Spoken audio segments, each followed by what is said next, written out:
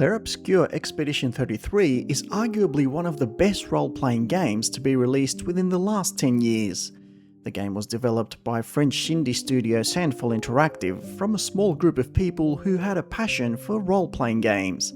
It achieved global success, so much so that it continues to earn accolades from critics and players worldwide for its gut-wrenching story, innovative gameplay mechanics, and even its audio design.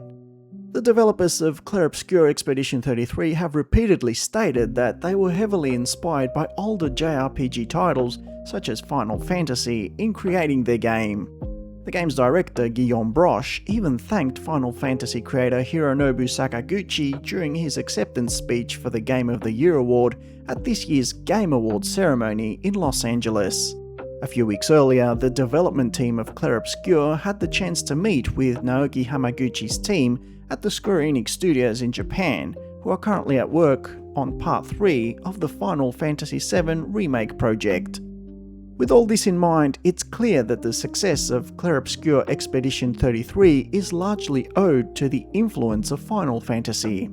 At the same time, however, Square Enix's flagship franchise has been facing hardships, with titles such as Final Fantasy XVI, Final Fantasy VII Remake, and Final Fantasy VII Rebirth failing to hit the lofty sales targets set by the Japanese company's shareholders. So this led us to ask the following question: how can Final Fantasy get inspiration from Clair Obscur Expedition 33? How can Square Enix utilize the success of Sandfall Interactive to carve a better future for itself?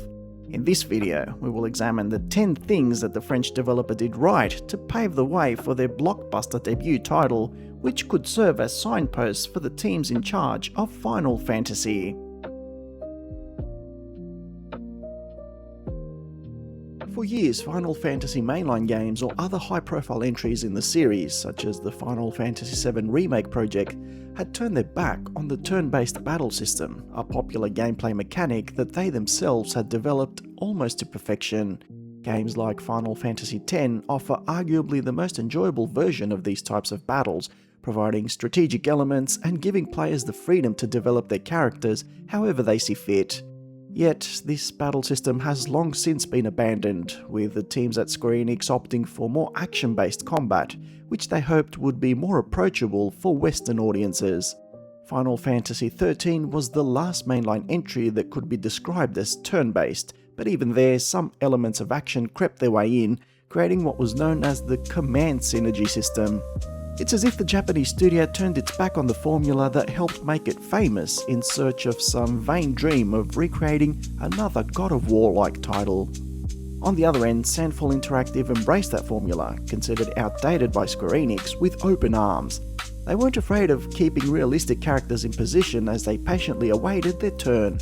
Rather, they dove into it, using the same turn-based system that was previously seen in games like Final Fantasy IV, Final Fantasy X, or even more recently in Atlus's Persona series. The people at Sandfall added some twists of their own. They relied heavily on the quick-time event mechanic when the player was in defense to keep them occupied while the opponent took their turn. This turned out to be a stroke of genius from their end, making battles a lot harder while adding a sense of urgency. Previously, in games like Naruto Ultimate Ninja Storm series or even Final Fantasy XIII-2, the QuickTime event mechanic had been criticised for not really adding much to the gameplay. It was called out as yet another gimmick to make players feel as though they were part of the action, but there was no real punishment if you failed to press a button on time. Usually the game would go on, but here the stakes were higher.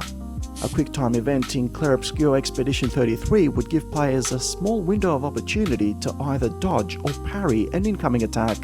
Dodging meant avoiding damage, and the more difficult parry would mean dealing some damage in return.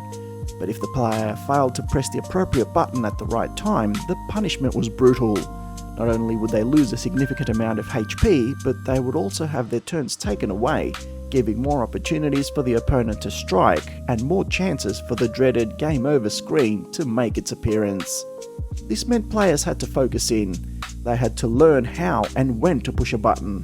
The QuickTime event wasn't meaningless, their entire game depended on it, and it made the whole experience more enjoyable.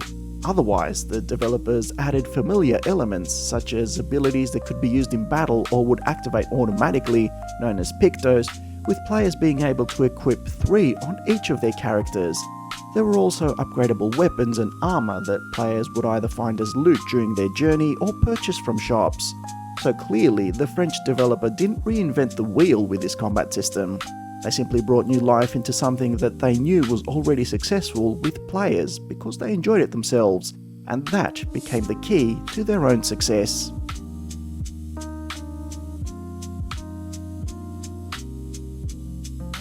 The Final Fantasy games of the late 90s all featured a world map that players could freely explore. These so-called open worlds seemed boundless at the time, giving players the freedom to stop following the main story, take their chances at exploring the open horizon, and see what they could come up with. The opportunity seemed endless, with schoolyard conversations at times being dominated by the wonders that certain players found during their journeys around these worlds, like the explorers of medieval Europe. Remember, the internet was still in its infancy back then, and online forums weren't around. So most areas that were off script would remain hidden unless players took a chance or were told where to find them. But sometime around Final Fantasy X, Square Enix decided to take away this freedom, either because the technology was too much for them to recreate such an open world, or because they thought it would be meaningless. They stripped players of the opportunity to explore, to wonder, to stumble onto new areas. Games like Final Fantasy XV attempted to recreate those open worlds, but they all felt lacking for some reason. It wasn't on the same scale. However, the development team of Clair Obscur Expedition 33 came to remind players of that sense of adventure. After a certain point in the story, players are given the chance to fly across what feels like a huge open world, and at every corner there's something to find. Either a new area that adds elements to the main story, a chance to gain new equipment or pictos that will help the main party in their upcoming battles, or a hidden boss battle that dwarves even the final boss in difficulty. Once again, the team from France took something they initially found in old titles like Final Fantasy VII or VIII and recreated it for their own game's world. Again, this isn't something complicated that they had to spend years thinking about. They wholeheartedly embraced what they liked about Final Fantasy and added it to their own game, with the knowledge that there are other people out there who enjoy the same experiences. Spending time exploring an open world in a role-playing game means the adventure doesn't have to end after the main story is complete. The player can return, use the same characters they spend so much time developing skills for, and find other areas to put those skills to use. It also means players get more out of their investment in a game, which is always something that's highly appreciated in today's economy.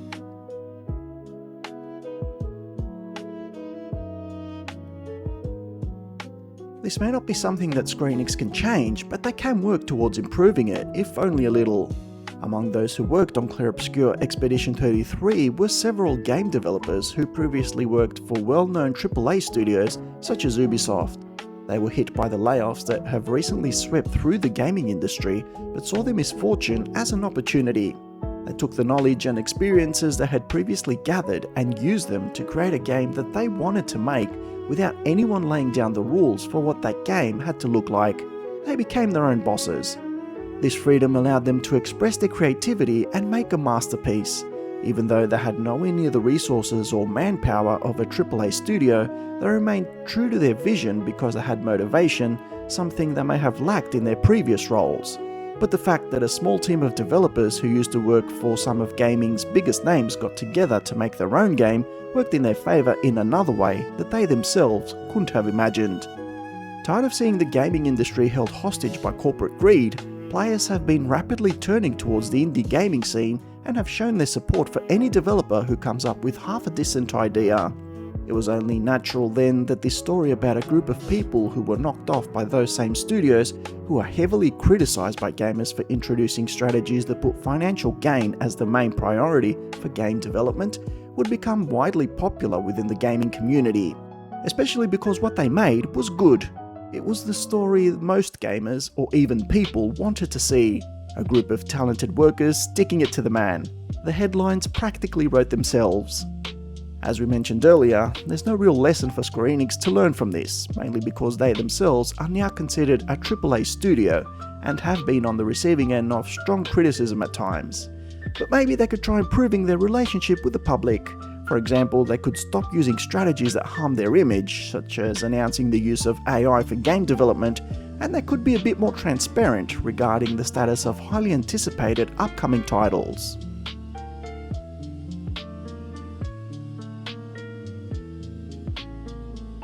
At the heart of any self-respecting RPG is a good story. Most of the time, the scenario of these games works as the main motivator to keep players coming back.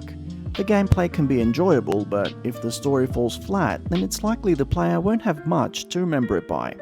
The story evokes emotion, and the stronger those emotions are, the more likely a game will remain in the memory of players like an old friend, because they won't be able to forget the time they spent with that game. Because whenever they bring it back to their memory, those emotions will come flooding back. The sadness, the frustration, the shock, the joy. Yes, you can even evoke negative emotions in players and they'll still come out the other end saying your game was a masterpiece.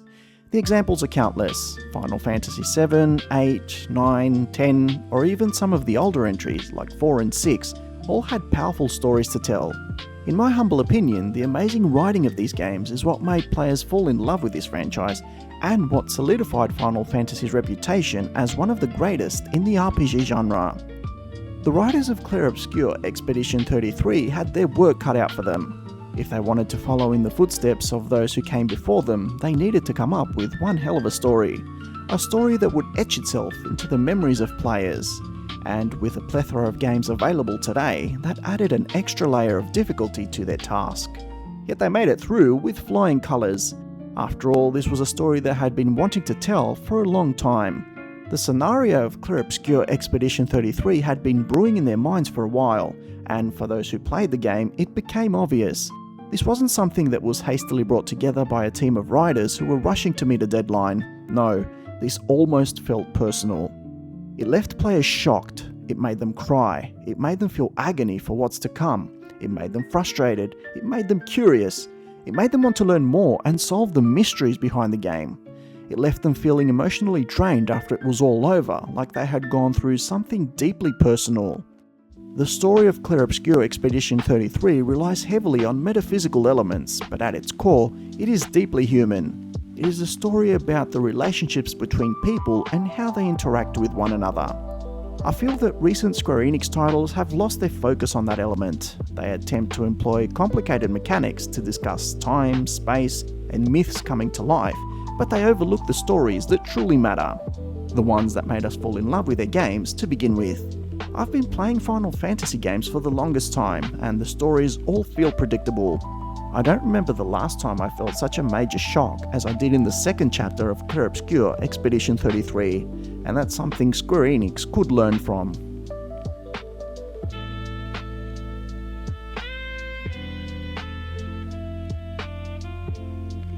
There really isn't much that separates the two franchises in this instance, with many of Square Enix's titles receiving worldwide recognition for their incredible soundtracks. Composers such as Masayoshi Soken, Masashi Hamauzu, Naoshi Mizuta, and Hitoshi Sakimoto are among those who have created music for the Final Fantasy series throughout the years. However, even among those artists who worked with Square Enix, two names stood out the most: Nobuo Uematsu and Yoko Shimomura. Uematsu-san was the first person to create music for the Final Fantasy franchise. Despite the technical limitations of the era, with the original Final Fantasy game being released in Japan in 1987, he was able to develop a timeless soundtrack full of masterpieces. He went on to create some of the most memorable compositions in video game history. It's worth mentioning that some of Uematsu-san's tracks were featured in the Tokyo Olympic Games opening ceremony in 2021. They have also been officially recognized by Classic FM, the world's largest classical music radio station, which included several of Uematsu-san's melodies in its illustrious Hall of Fame collection. As for Yoko Shimomura, she may have started her career making music for other games such as Street Fighter II, but since then her name has been closely tied to the Kingdom Hearts series. She also worked on other games for Square Enix such as Live Alive, Legend of Mana, and Parasite Eve. More recently, she was in charge of developing the soundtrack for Final Fantasy XV. Yoko Shimomura received the BAFTA Fellowship Award in 2025 for her contribution to the video game industry. With all that being said, it's easy to understand why Square Enix has no lessons to learn from Sandfall Interactive, despite their recent success in winning the award for Best Soundtrack at the Game Awards for Clair Obscur Expedition 33. Sure, Laurent Testar, the game's composer, and Alice Duport-Bercier, the recording artist behind key tracks such as Alicia, did an incredible job at putting together an album that evokes different types of emotions in players. But this isn't something that Square Enix hasn't been able to accomplish several times in the past. It's worth noting that the winner of the 2024 award for Best Soundtrack at the Game Awards was actually Square Enix for the music of Final Fantasy VII Rebirth.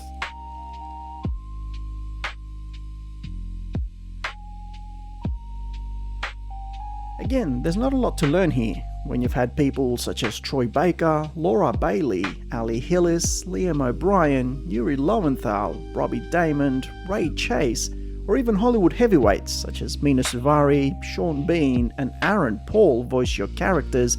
There's not a lot that anyone can teach you about finding the right person for a role. And yet, it felt as though the characters in Clair Obscur Expedition 33 were masterfully created with a voice artist in mind. It all felt so natural, as if that's how those people would react in their everyday lives if they faced similar situations. This is not something you see in Square Enix games, where the acting has received criticism for feeling stiff, unnatural, and even entirely off-putting to players, with some opting for the Japanese dub with English subs wherever possible. This may be because many Square Enix titles are translated into different languages to be enjoyed by audiences worldwide.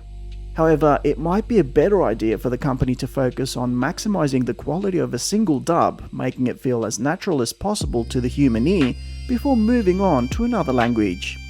Then again, there are other barriers to this issue worth keeping in mind, such as that Square Enix is a Japanese company, so all their material is initially written in the native tongue of the company's writing staff. The dialogues written by people such as Kazushige Nojima and his co-workers might work perfectly well in Japan, but miss a few beats when they go from one translation to another, and in the end, they come off as plain awkward no matter how good a voice artist may be. Still, it never hurts to have someone like Ben Starr in your cast, even if it is just for the pure madness that he brings along with him.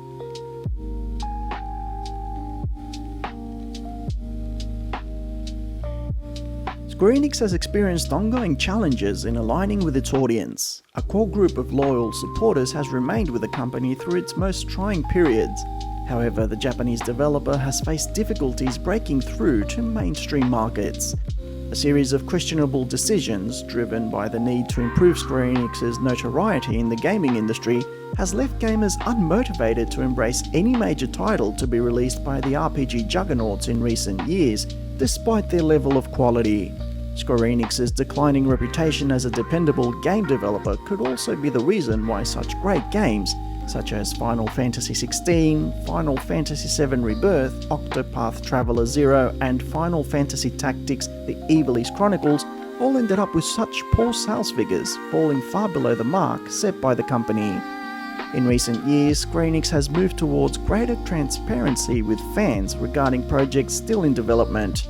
But for every Final Fantasy VII remake, it seems there's also a Kingdom Hearts 4.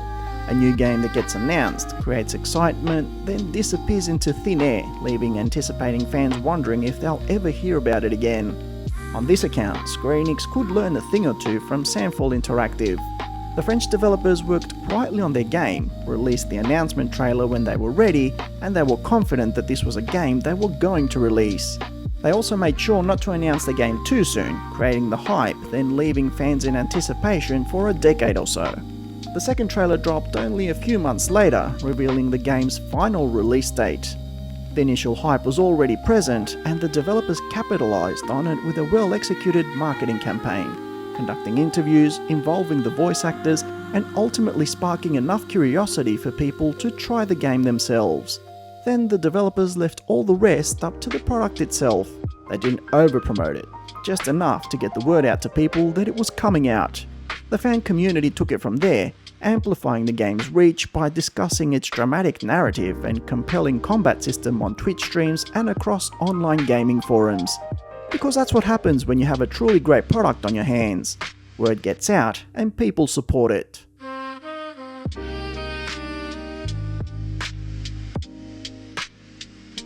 Sandfall Interactive has never shied away from being a French developer, even creating its debut title based on that premise.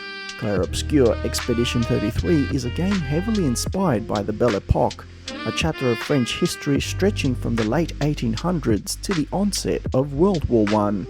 The developers and voice cast of the game have even appeared at multiple events wearing the traditional French attire, further embracing the identity of both the game and the studio behind it.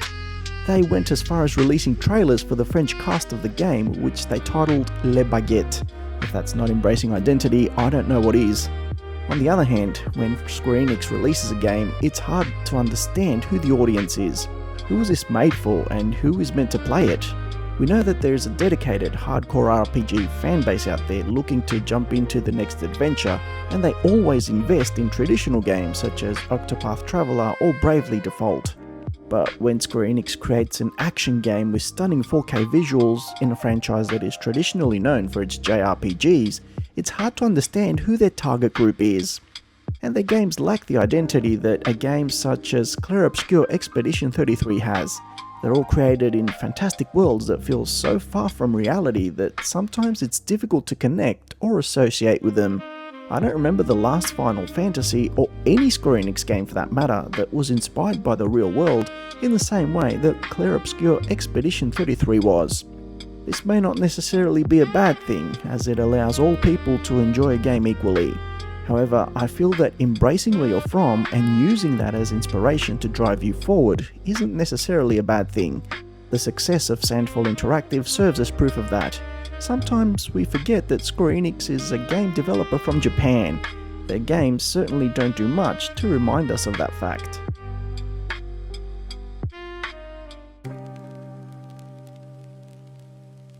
Square Enix has a bad habit of announcing a game within one of their main franchises, be it Final Fantasy, Kingdom Hearts or Dragon Quest, then leaving fans waiting for a long time without letting them know anything about its progress.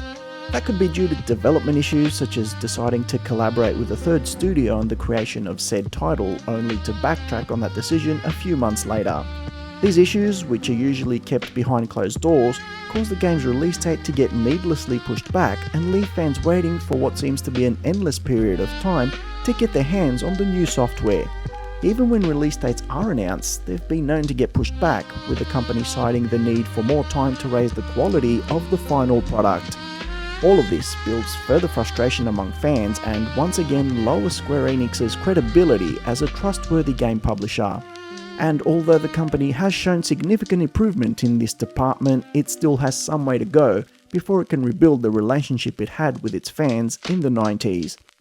Meanwhile, Sandfall Interactive did what most people expect from any video game publisher worth their time and respect. They announced the release date once they were fully confident they could stick to it, and then released it on that date. No delays, no pushbacks, no requests to polish or improve its quality or anything like that. The game came out when it was supposed to, keeping the pledge it made to the gaming community and continuing to build a relationship of trust between the two sides.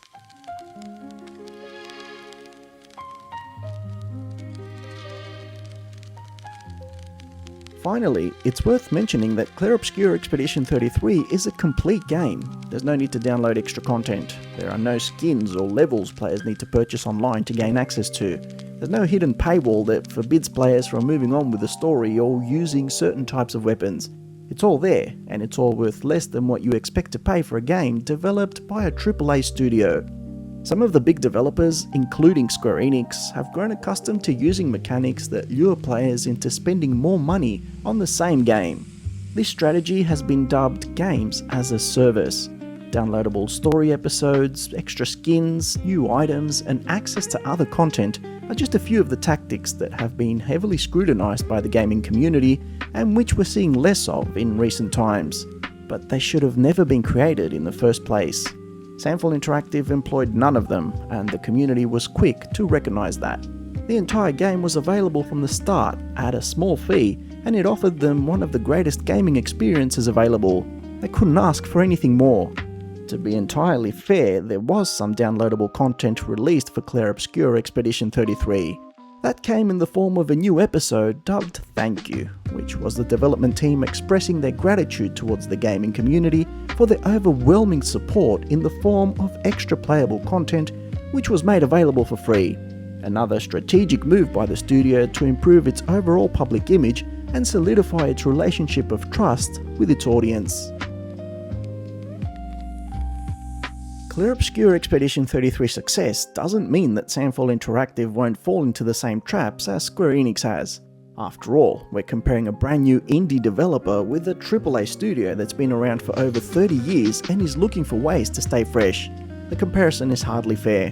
This video is simply pointing out what the French developer has done right so far, which could help Square Enix improve the quality of their own titles and help them find that long elusive success they've been searching for. It also doesn't mean that the games made by Square Enix have been in any way worse than Clair Obscur Expedition 33.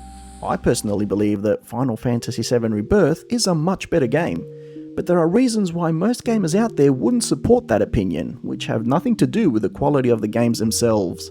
Those reasons have already been mentioned in this video and serve as reminders that there's a lot more to game development than simply making good games.